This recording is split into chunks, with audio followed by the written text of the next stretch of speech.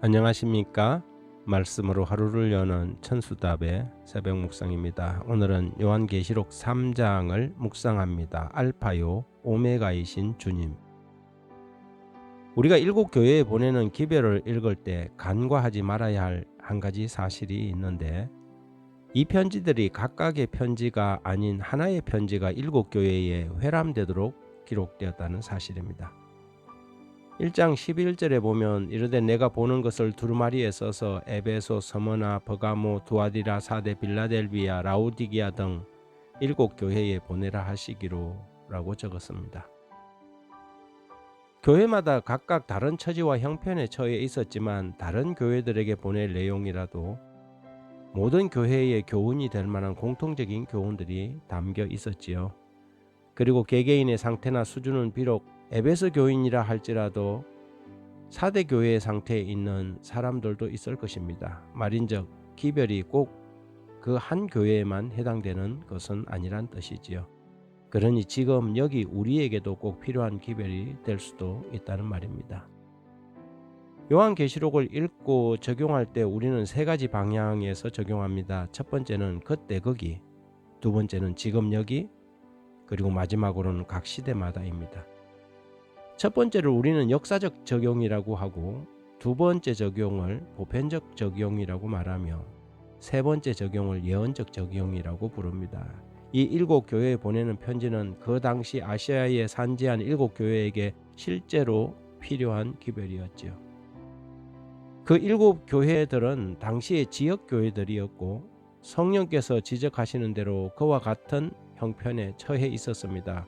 그러나 매 편지에서 말씀하시듯 그 기별은 꼭 그 한 교회만 국한되지는 않았지요.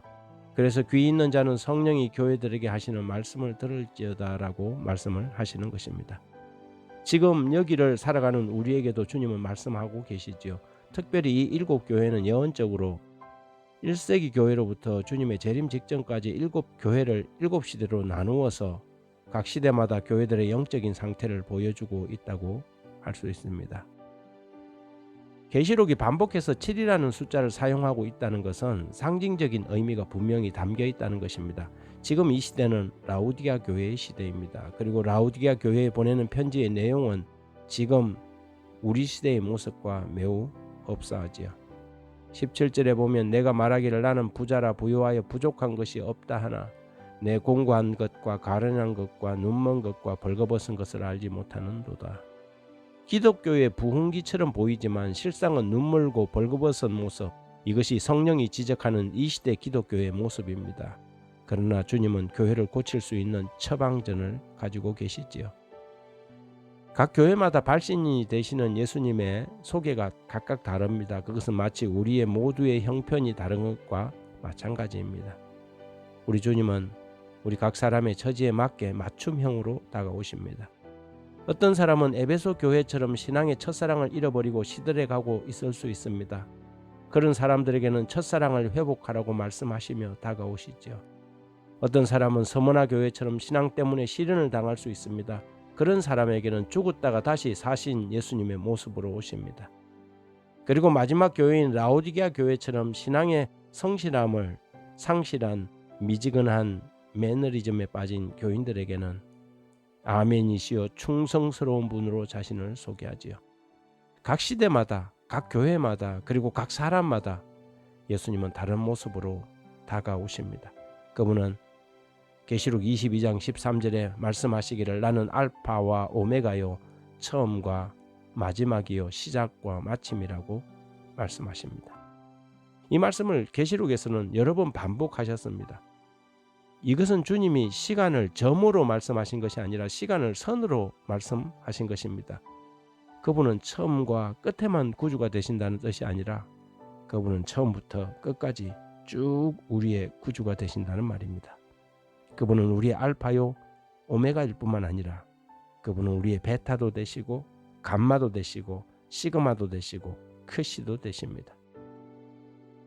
언제 어디 어떤 처지에 있든지 예수님은 우리의 형편과 처지에 맞게 그 모습으로 다가오셔서 우리를 치료하시고 고치시고 우리를 새롭게 하십니다.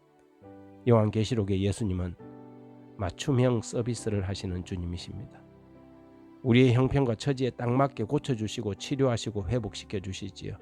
오늘 나를 위한 그분의 손에 들린 처방전은 과연 무엇일까요?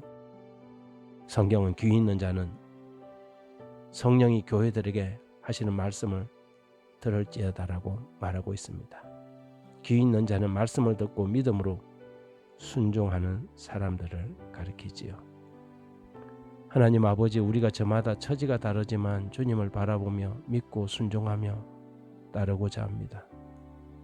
우리를 가장 잘 아시는 주님이 보여주시는 우리의 모습을 바르게 인식하고 기꺼이 순종하는 삶을 살게 도와주십시오. 거부하지 않게 하시고 겸손히 자신을 돌아보아 어디에서 떨어졌는지 무엇이 부족한지 성령의 음성에 귀 기울이고 치유함을 받게 해 주십시오. 예수님 이름으로 기도드립니다. 아멘.